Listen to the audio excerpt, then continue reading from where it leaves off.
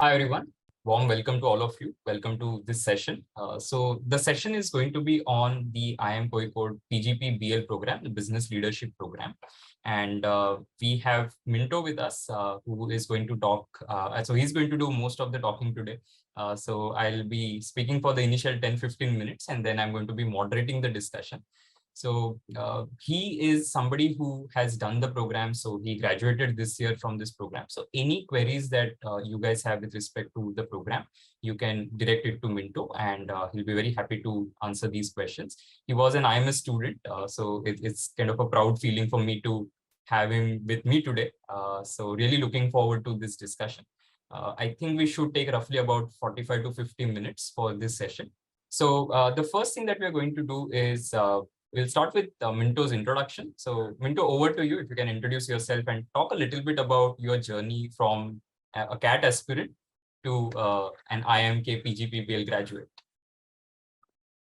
Thanks a lot for inviting me, first of all. And it feels great to be on this side of the screen. I like 2 years back, 1 year back, I was sitting in the same position as you guys were. So it's a great feeling to be here. And thanks for inviting me, Prasad sir and AIMs.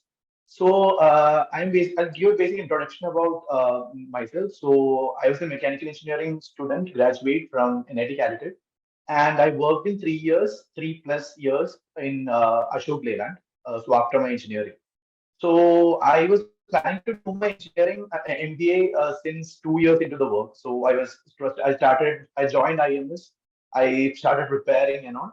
So in first year, so what happened was I was planning to give a good shot after 2 years of my work ex for IIMs. And then it so happened, COVID happened and a lot of things happened. So things did not go well. And that year, I was not able to drop my job and get into an MBA, given my score and given that means I got everything. So I continued one more year in Ashok Leyland, and I even continued the coaching bit more in a serious manner in the next year with IMs. So later, so it was then I started even checking out the 1 year programs.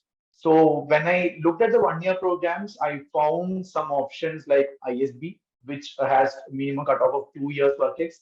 And then PGP-BL came in then. So PGP-BL was a comparatively newer program, and I graduated as a third batch. So I was part of PGP-BL 03. So I was a third batch of the PGP-BL program. And so in the second year, when I gave the next attempt in 2022, I had a few of the 2 year MBA calls. So given my category, everything, and given my MBA score, I mean the CAT score, the CAT percentile, I had options mostly into new SIBM and NMIM. So that was it was to join IMK PGPBL, and my one of the major other convert was XLRA HR program. So I was into the waitlist, but I had already joined PGPBL, so I took a call to stay with PGPBL and IMK. But later I found that I would have converted HR. Uh, but taking into considering everything, looking back to the 1 year I did in IAMK, I found it was worth it. Seeing the ROI, the 1 year I spent, and the program I went through, the course structure, everything. So this is a basic introduction about myself. So after graduating from INK, I was placed into Infosys BPM. So BPM is the process management vertical of Infosys, and I'm working into the aerospace and defense vertical as a senior consultant. So this is my overall overview. Over to Professor, and we'll take up any questions as a minute. Thanks for the introduction. I'm sure people will have a lot of questions to ask. So what we are going to do is I have a very small presentation which talks about what the program is all about. We'll talk about the application process and so on. And at any point of time, if you have questions, you can just drop it in the chat or in the Q&A, and we'll take those questions, right? So firstly, let's understand the program structure a little bit. So this is a 1 year full-time program, right? A lot of you in India, there are 2 year full-time programs, and then there are 1 year full-time programs. The advantage of 1 year programs is that these are executive programs. So there is generally a minimum work experience that you need. So in case of PGP-BL, for example, that minimum work ex that is required is 3 years. These programs are different. They cater to a different audience, people who are mature in the sense that they have worked in the corporate sector. and they're generally very clear as to why they want to go for a program like this. So this particular program is structured to have 5 terms of 8 to 9 weeks. And there are some major components that you're going to have as part of the program. Of course, the instruction capsule or the entire curriculum that you're going to be doing, which is something which is like a very standard thing that you will see across all the top tier MBA colleges, right? So that, of course, will be delivered to you. In addition to this, there's a global immersion module. I'll let Minto talk more about it. He'll be able to share some insights in terms of what is the process and how the entire thing works. And then finally, you have the capstone module, right? So generally all MBA programs end with a capstone project. So even in this program, the PGP-BL program, you're going to have a capstone project, right? Now, let's talk about the eligibility criteria for this program. So the first and foremost is the minimum graduation qualification that you need, which is not less than 50% marks in graduation or post-graduation or CA. Right? So if you have a professional degree, that is also fine. Minimum 3 years work ex, as I said, and that is after the completion of your graduation. So any part-time or any internship that you have done does not get counted as work experience. It has to be full-time remunerative work experience after graduation. The good thing about this program is that it accepts GMAT, GRE, and CAT scores, right? So you can submit any of these scores, and the applications are open right now. I'll show you what are the important dates that you need to keep in mind. But GMAT, GRE, and CAT scores of the last 3 years. So specifically, to be very precise in terms of the application which has just started, this is for the program which is going to start in the year 2024.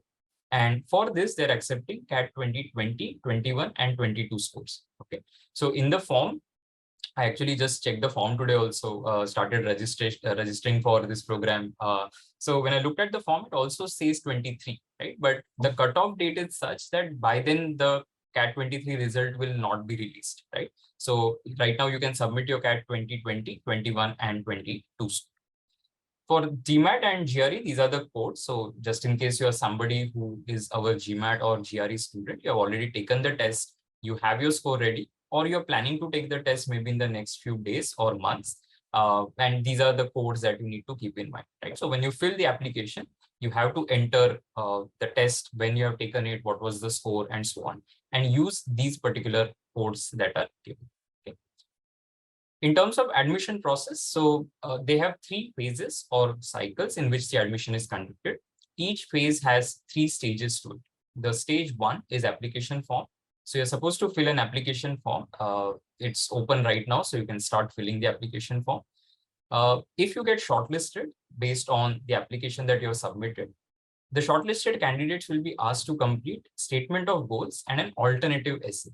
So alternative essay is essentially talking about the other aspects of your life, more like your life story, something that might not be covered in your statement of goals or the regular CV that you have, right? So that is what an alternative essay is.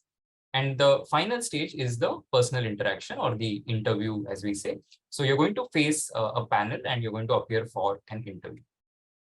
As I was saying, the dates for this particular intake, that is the 24 intake, phase 1, it has already started. So now the last date for submission of application is 30th June. Okay. So those of you are considering applying in phase 1, and Minto, maybe later you can talk about if there are any specific advantages of applying in phase 1, phase 2, phase 3, because we have seen a lot of colleges that have 1-year program typically have majority of the scholarships that they give are given in phase 1, or a lot of seats get filled in phase 1, and so on. So there are some advantages. We just wanted to check with you. Maybe you can talk about it later, whether in this case, whether in case of PGP-BL, are there any specific advantages of applying in phase 1? So last date to submit application is 30th June. Now, just in case, let's say you're not able to apply in phase 1, you can always apply in phase 2 or phase 3 as well. You can see the dates on screen. They're also there on the PGP-BL website. Now, for this particular phase, the personal interaction is scheduled in around end of July. And in case you get admitted, you get to know that you have been admitted to the program. The last date for withdrawal is going to be February 24. The program commences on 1st April next year. So those are the things that you need to keep in mind while you are deciding when you want to apply. Now, let's also talk about the application and the program fees. So the application fee is 3,000 rupees and the program fee is 22.5 lakh. Now, this particular fee, as it is given on the website, and you can check out the breakup of the fee as well. It covers all the program delivery, the in-campus hostel accommodation, the access to in-campus facilities, and so on. Minto will, of course, talk about the other cost of living and so on once we discuss it.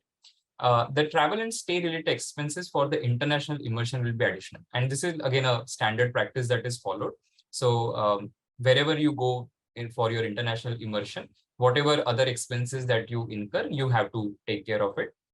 So that is something that you will have to take care of. Okay.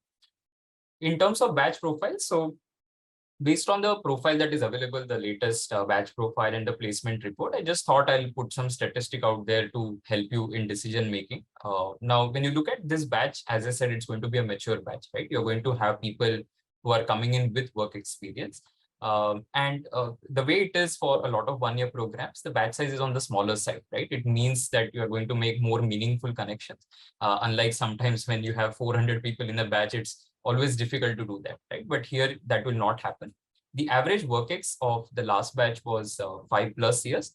But again, don't think that if you're on the lower side, it's not possible to make it. A lot of people with 3 years or 4 years experience will also be there, because 5.3 is the average that you see, right? In terms of percentage of students coming from institutes such as IIT, NITs, that number currently is 35%. You have the remaining coming from non-IIT, NIT, or other well-known institutions that are out there. In terms of gender diversity, 70-30, that's a very nice split to have in a batch. And when you look at the industry background, you have people from all walks of life. So you are going to have people who are coming with experience in IT, ITES, automotive, manufacturing, services, and all the other industries that are out. Work-ex wise, again, the split is given. We'll not get into too much details of that, but as you can see that there are very few people who are beyond 6 years of experience. So 73 to 84 and more than 84 months, which is more than 7 years. You see very few people or percentage of the batch there, right? Now, in terms of the placement report, again, PGP-BL, as Minto said, it's new program, but they have been able to get phenomenal numbers, right? So as he said, he's from the third batch of this program. But look at the numbers, right? Look at the average CTC and the median CTC and so on. So when you look at all of this and look at, again, the top 5 percentile, 10 percentile, highest CTC, the numbers speak for themselves, right? It's phenomenal numbers in terms of when you look at all the other colleges as well, whether it is a 2-year program or a 1-year program. And it's more important to compare this with a 1-year program. So you look at the IIM PGPX or ISP or other IIMs that are offering similar programs. The number is very good, right? So the average CTC that is reported. Role-wise, you can see the designations that the students are getting once they have completed this particular course. And then just look at the names of the recruiters, right? So again, IMK has that advantage. It has been there for a very long time and has a relationship with the recruiters, right? So it's easy for them to get those recruiters for any program that they have. And PGP-BL students, because they're coming in with experience, it's always easy to place people who have already worked in the corporate sector, right? So that's about it. I am going to just give a number on screen. So those of you who want to just evaluate whether your profile is suitable for a program like this or not, you can reach out to us. So we have a consulting team at IMS, and what they will do is they'll talk to you. It will be a free one-on-one discussion, and they will help you to understand if you have a shot. And if you have, then, or if you're, let's say, planning to take the GMAT, there will be an assistance for that. If you're planning to avail the consulting services to draft your application, then that will also be there, right? So those things are there. Those of you who want to make use of it can. But for now, let's do one thing. Let's move to Minto, and I'm going to ask Minto a few questions that I want to know first, and then we'll also start with the student questions. Let's first take a student question. So Tanmay has asked a question, Tanmay Malhotra. If I complete my 3-year work-ex in July 23, will I be eligible for IMK BL 24 program? So let me just take you back. Minto, if you want to take that, you can. Till then, I'm just going to go back to the dates, the important dates. I think he can definitely. I'm not actually sure about that because I completed my 3 years of experience in July 30th, 2022, and I applied for the third round. Okay. So I do not exact dates as of now, but I think the third round starts on first of third phase starts on 1st of September. So I think the cutoff would be October 31st. You should complete 3 year of work ex so that you can apply in the phase. So just the phases would be different. You won't be eligible to apply in phase one, but the next phase you would be eligible to apply. Yeah, so that's absolutely correct. So what they do is they look at the cutoff date as when you look at the application, right? So they will take it prior to that particular thing. So whenever you're going to apply in a particular phase, just before that, there will be a cutoff date that they will give. What I would also suggest to Tanmay that you can do is just reach out to the institute once. You can either call them up or just write to them. Because again, I sometimes what happens is students are just on the borderline, right? And they want to apply. Sometimes they end up making special requests, and the college even accepts these kind of things. So you never know, right? Because we know for sure there are colleges who do it, wherein a student has written that I know that you need minimum so many years of work experience. I am just short of maybe 15 days or a month, right? Would you consider my application? Because by the time you start the program, you're going to have that thing. So I would say in any case, just reach out to the college once and see if anything can be done. Otherwise, as I said, you can always apply in the later phases, right? It's not that you have to apply in phase one. And that brings me to that question, Minto, that is there any specific advantage of applying in phase one? So that is actually a question which no one can answer. So we have seen different trends in different years. So we usually compare this with ISB applications because the best 1 year program in India as of now is ISB. So ISB is like a bloodshed because the like applications is that too much, and the third round becomes so competitive, everything. And but IMK-BL is bit more different because over the years, so for example, at the year I applied, things were very different. So I'm not telling the particular number, but a particular phase has seen more number of applications. But in the next year, BL4, things were different. It was more of an even spread. So that depends on how the applications comes in, the number of profiles which comes in.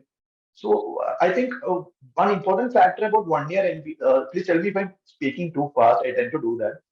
So, so thing is that, for example, uh, in first phase, sometimes they don't get all the profiles they want to. In 1 year MPAs, they look out for a diversity of profiles. They want profiles from all kinds of markets, all kinds of industries in the market, everything. So they give a lot of preferences to that. So if they don't get that kind of cohort in the first term, first phase, they will shift their most of the applications to the next phase. They'll hold on a lot of applications and shift it to the next phase. So even so, the thing is that by applying, we would not be aware of what kind of profiles are coming in. Nothing. It's only the institute knows. So it's a question which we cannot accept. But I would suggest if you have the eligibility, everything, go for the first phase. Because first phase, I think by the time phase three comes, number of applications will jump up. So then the competition would rise and everything. But still, it depends. Right, right. So let's move to another question. So this is from Nitesh Shetty. What is the score required in CAT or GMAT? So any data points that you have on this? The thing is that 1 year MPAs do the admission on a holistic basis. So the CAT score or GMAT or GRE score that you given is just a part of your admission criteria. There is no cutoff as such. So to give you an idea of how it happens, so for example, in my batch, so the average GMAT score is not revealed as such officially. So it would not be right if I say an official number, but it was around 650s in my batch. As of I know, that's not an. I think Minto is facing some internet issues, I guess. We'll just wait for him to come back. I think we lost him. Anyway, any other questions? Anything? And maybe I'll just continue on that till the time he's back. See, these institutes, none of them, right? Whether you talk about any other 1 year MBA offering institute as well in India, typically they will not give you the lower bound as to what's the minimum score that you need to get in. So whether it is CAT, GMAT or GRE, sometimes they might report the median score of the batch on any of these exams or all of them. But as I said, I think 650 plus looks like a good number to sort of even apply. or consider applying to this particular course. The exact number, if they don't reveal it, there's nothing that we can do about it. You can reach out to the college if you wish to know more. But I'm sure they're going to come back and say, as Minto said, right, it's going to be a holistic selection process. So they're going to see your entire application, your academic record, your graduation score, the test score that you submit, the work experience that you have, the kind of extracurriculars that you have. So they're going to look at everything before they make a final selection. Okay, I'll take a question from Anshika. I'm in the third year of graduation. Am I eligible? No, Anshika, you're not. So this program is specifically for people with work experience. So the minimum eligibility is that you need to have at least 3 years of experience to apply for the program. What about the CAT score? Again, Himanshu, no information is available on that. If Minto is back, we'll just ask him once again if he has any insights on the CAT score. But then, as you said, right, for GMAT GRE, they don't reveal anything. So we don't know exactly what would be the average score of the batch. And, again, just out of curiosity, so do more people come through CAT route or more through the GMAT or the GRE route? So more people actually come through the GMAT route. Okay. So because more of the people would be aiming at 1 year MBAs, those who are coming in here. So for them, CAT doesn't make much sense because they have more options with GMAT. Okay, so, and you applied only through the CAT score, right? I applied through CAT, yes. Okay. All right. Let's take another question. So there's a question from Kannan. I have work ex of around 3 years as a civil freelance consultant. How can I substantiate my experience in that case? You would need to have relevant documents. That's it. For example, we had entrepreneurs in our batch. So they were also not employed by any particular employer or something. It was their own business which they kickstarted. So if you can say that you had started something, even if you're having freelance, if it was registered properly, or if there is proper registration, something you can show up to the institute, then obviously they'll consider that. But if you're working, if you're working on your own as a side business or something, they might not consider it. But you have the proper documents to substantiate your experience, then yeah, you can go ahead. Yeah, just to add to that, so Kannan, how it works is let me talk about the 2-year full-time program. So there they accept your individual income tax returns also as a proof, right? So as Minto said, they will ask you for documentation that you need to show that, okay, I've worked as a consultant. And one of the substantiating documents could be your own income tax return. If let's say you have registered this as an entity, you're acting as a consultant, but you are also you have registered this as an entity to operate, then you can show the GST certificate or the returns of that. So there are a lot of these documents that can be shown to substantiate your experience. There's a question from Anonymous. What are the questions asked in PI? And we would also like to know how was your interview? So what kind of questions you were asked? Yes, so I'll just explain about the admission process. So as Prasad sir rightly said, we have first round in which we have to submit 5 different essays. Is what I remember is correct, 5 or 6. It's 5, I guess. So 5 different essays. So it's basically SOP. One would be SOP, statement of purpose. One, why would you like to join the program? What is your ambition? Your strengths and weaknesses. There was another document. So these are the generic essays you have to write in the first round. And these 5 documents need to be submitted along with your personal details, everything. And in the second round, once you're shortlisted from here, you get your second round. In second round, you have your alternate resume, which is coming in. So alternate resume is something like, it's more on a personal side. The institute would be looking more of you as a person rather than from a professional side. It will be looking at more of a personal side. Along with that, they will ask you long-term goals and your short-term goals. So that's your second round. So after second round, they shortlist you again and call you for the PI, for the personal interview. So personal interview question, I'll tell about my interview. My interview, I had 2 panelists.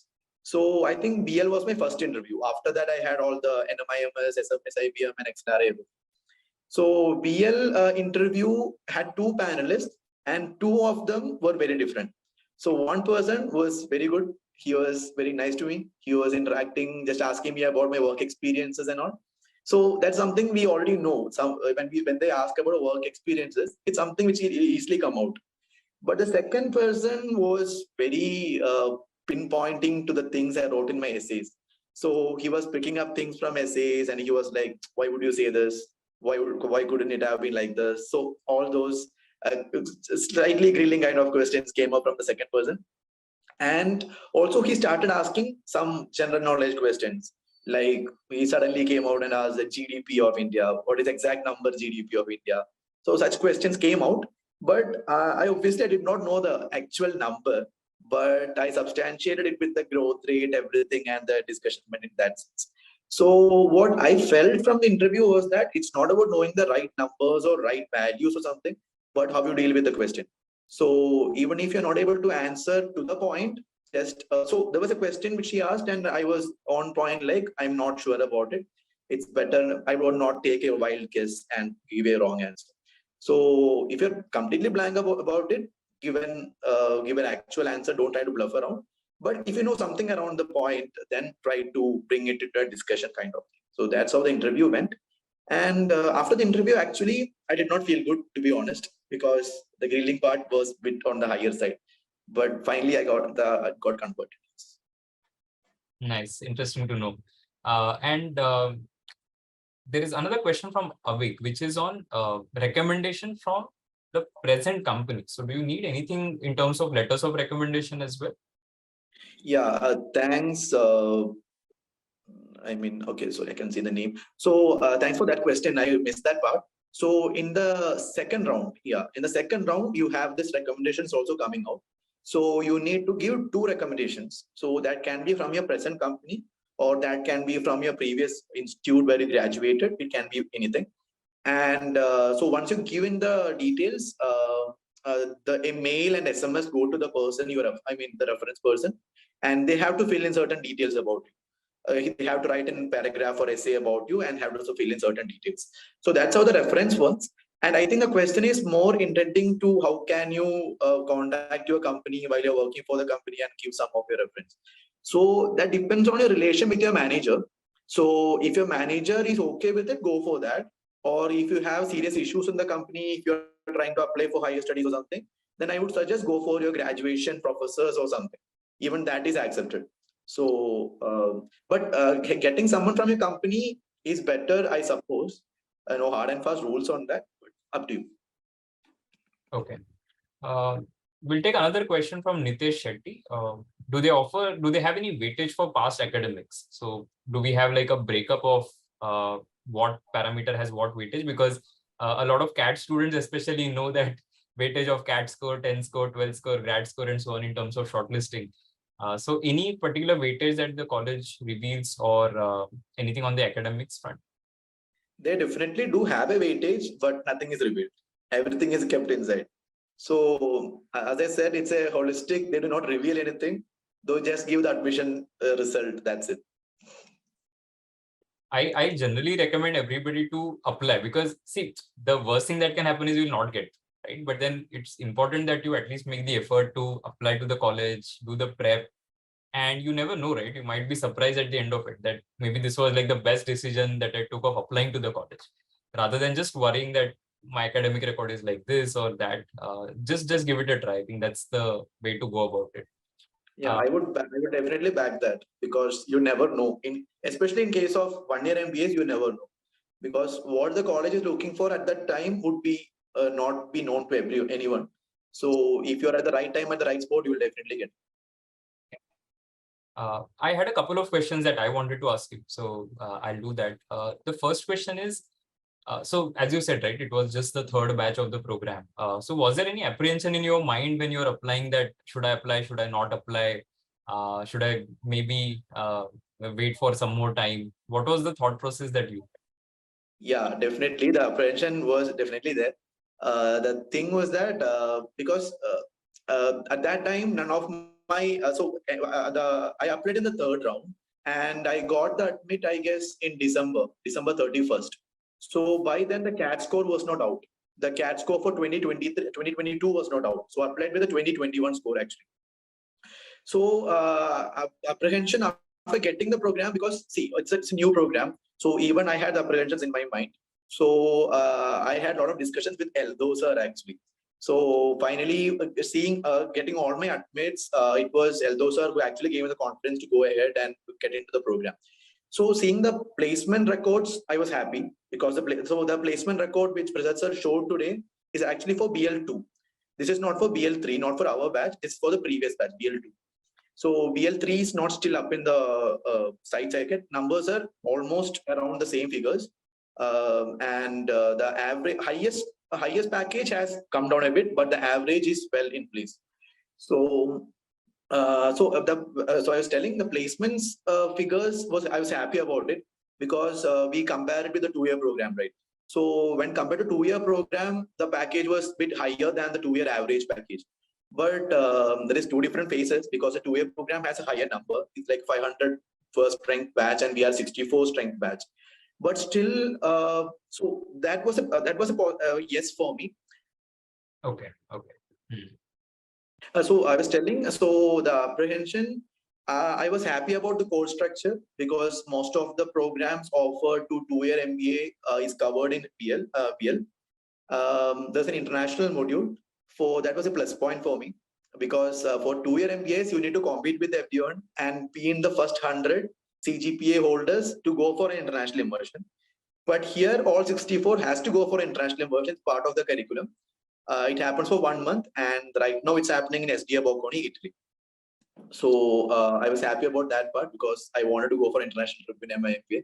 So that was a plus point. So considering everything was my final decision. Yeah. There's a question from Shubham on the average experience and diversity and so on. Shubham, I've just put the statistic on the slide.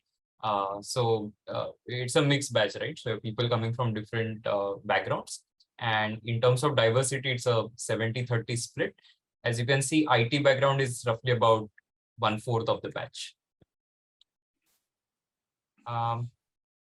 There's a question from Anshul. If I'm preparing for CAT, how can I take admission into this program? Does it take only GMAT or GMAT and GRE score?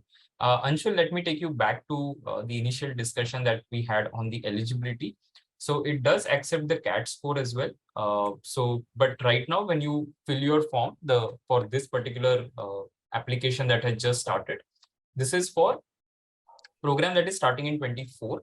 And right now, when you're filling the form, you can enter either your CAT 2020, 21 or 22 score, right? Of course, you'll not have your 23 score when you fill the application. So if you're just preparing for CAT 23, by the time your result is out, that is going to be Jan. And if you look at the application dates for this particular program, the last date for submission of application of phase 3 is 20th November 23. So you can apply for that program, but in the next year, right? So you'll be applying to a program which is starting in 25 if you want to use your CAT 23 score to apply. Okay, so just keep that in mind.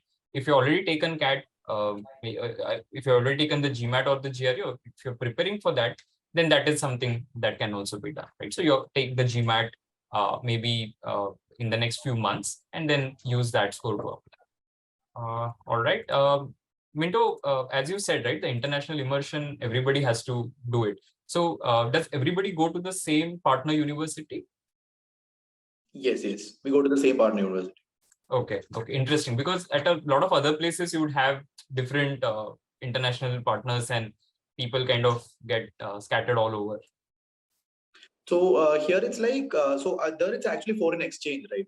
So maybe 2 or 3, maximum 4 or 5 might go to a particular institute, and those people come over to our institute. I mean, the institute they're going from. But here there is no exchange happening. So we are traveling to that institute, and we are not sharing the classroom with any of their students. We will be the same batch, but we'll be taught by the professors and in the particular college by the professors of that college. Okay. I think Anshul had a follow-up question on the CAT score, but we discussed it some time back. Actually, there's no minimum particular score that the institute has indicated. I would consider if you are having, let's say, maybe 85, 90 or more, I think that would be good score to consider an application. So, but whatever it is, I think, as Minto also said, holistic look at the overall profile, right? So they're going to see what your entire application is. Test score is just one component of the entire thing. That brings us to another good question from Nitesh. Do they offer any scholarship or financial assistance? So how does it work? So there are certain scholarships and financial assistances. The normal, for example, there's MCM scholarships for the backward classes. All those things are applicable, but that is something you have to go to the website and check it out. And there are certain inside alumni scholarships which are happening that will be notified once you start the application process, and that's once you get into the college. But before that, there is nothing as such. But the MCM scholarships, everything which is applicable for the 2-year MBA is applicable for even BL. Okay. Okay. Okay. Any more questions from the audience? Do you guys have any question about this particular program? Feel free to ask using chat or Q&A. We'll just wait for some more time. I think there was a question regarding I'm the last year of my graduation. Yeah, I answered it. Actually, when you had the internet issue at that time, I answered that question or regarding the eligibility for the program.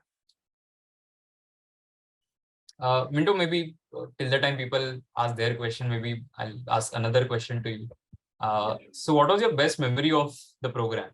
So what did you like about it? And if there's anything that you didn't like, maybe you want to share that as well.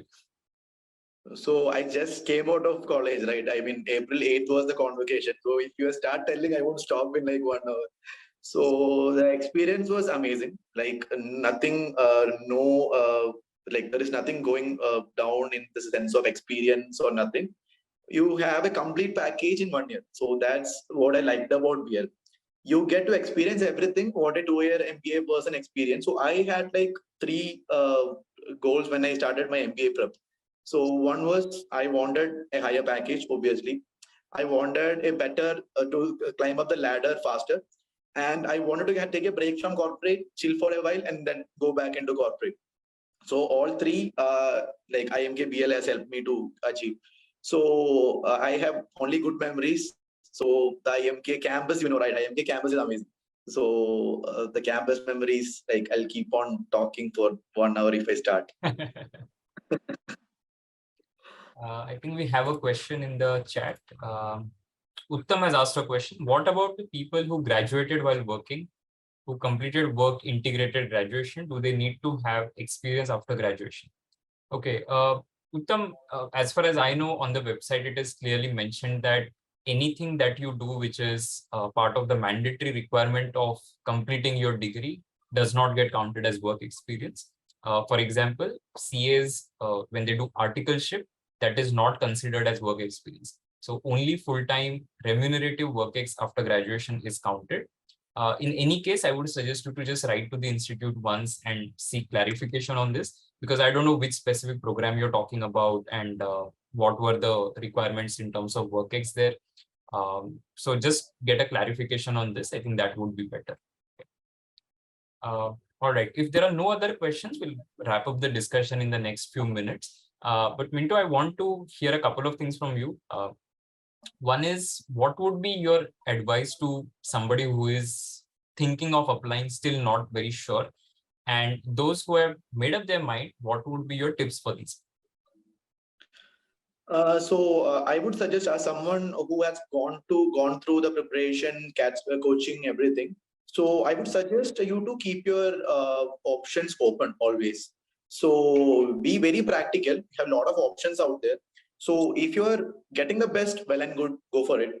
But still keep your options open and give it a try. Like don't hold back telling that you might not convert, or don't hold back telling I'm looking for something else. Because if you're looking for 1-year programs, just go ahead and apply. Don't worry about your scores. Don't worry about whatever you have, because it's a holistic process what is going on.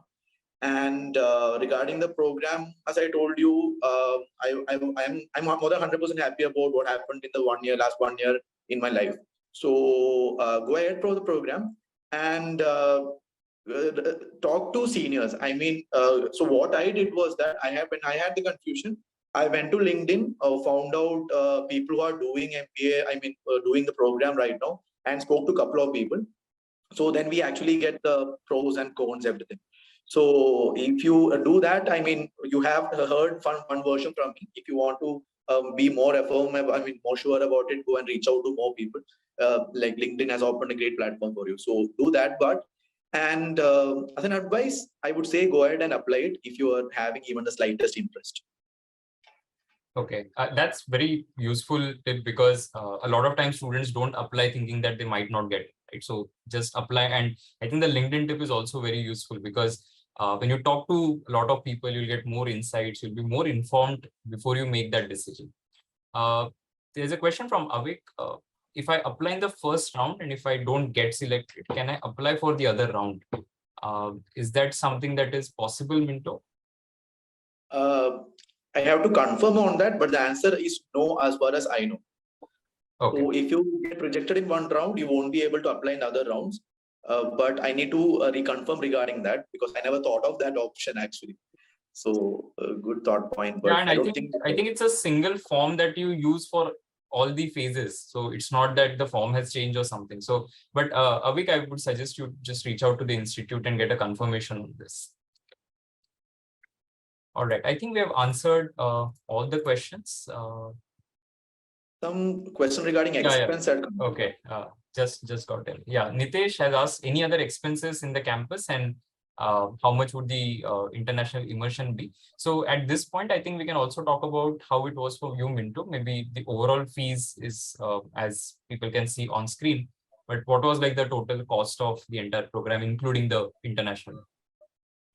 Got it. So if you are applying to the once you have the admit, then the loan procedures are there's no worries on the loan procedures, because there's an SBI branch inside the campus, and they would facilitate everything for you. And other banks also, once you have the IIMK admit, then any IIM admit, then loans are like just go to loans. Then regarding that overall expense, 22.5 was returned for the program fees. And international immersion, you will have to book your stay, book your travels, and manage your food. So other than that, the course fees which comes for the institute, the foreign institute, is covered in your program fees. But the only expense would be travel.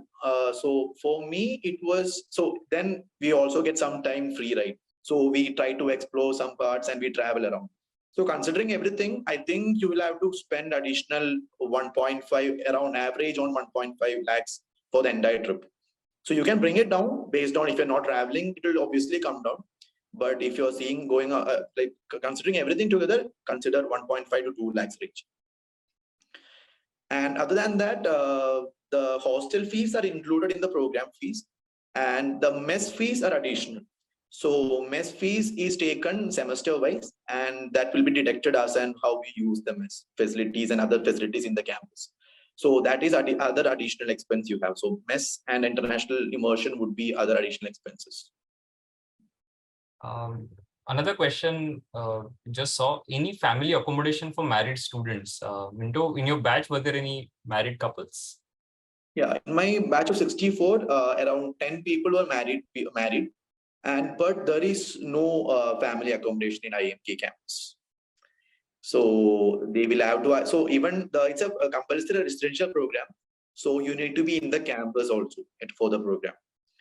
So either you need to find out a solution like nearby the campus, outside or something, or then the 1 year I'll take a break. Okay, all right. I think we have answered all the questions and reached the end of this particular session. Really happy to see you, Minto, and thanks for doing this for all the future aspirants for this program. I'm sure it is going to really help them. Any last minute thing that you want to add to this? So I think I covered everything. So anytime if you want to reach out or something, reach out to me on LinkedIn. So if you search me, I am Minto Matthew IIMK, you will get my details. So you can contact me. And also follow the pages of IIMK PGP-BL. So we have separate pages for PGP-BL. So you'll keep getting the admissions updates, what's happening in the campus, everything. So if you're someone looking for a 2-year program and you have 3-year work ex, and then see all your options and decide. That's what I would say. So like if you don't apply and then after that you don't have an option, then you can't do anything, right? So once you keep your options open, so apply and keep for the best programs which you feel. And after that, once you have that, means then you can take a decision. So go ahead. And program wise, we had everything, like we had committees, students council, like all the placement council, placement committee, then all circles. So we call the committees as circles. So cultural circle, creativity circle, all those things. So we have everything just as a normal program. So even the campus did not want to name, I mean, even IIM Kozhikode did not want to name this program as an executive MBA. They wanted to name it as PGP-BL because IMK has another executive program called ePGP. That is not an on-campus program. That is an like along with work, you can manage your MBA. So they did not want to name it executive. That's why they kept it PGP-BL in business leadership. So all the best to aspirants. So reach out to me in case you want any help. Happy to help. Okay, all right. Thanks, Minto, once again for doing this. You're a fantastic speaker as well, and I'm sure everybody who has attended this and who is going to watch it on YouTube will benefit from this discussion. So thanks once again. We'll close the session here. Thanks to all the audience for joining. Bye, everyone. Take care.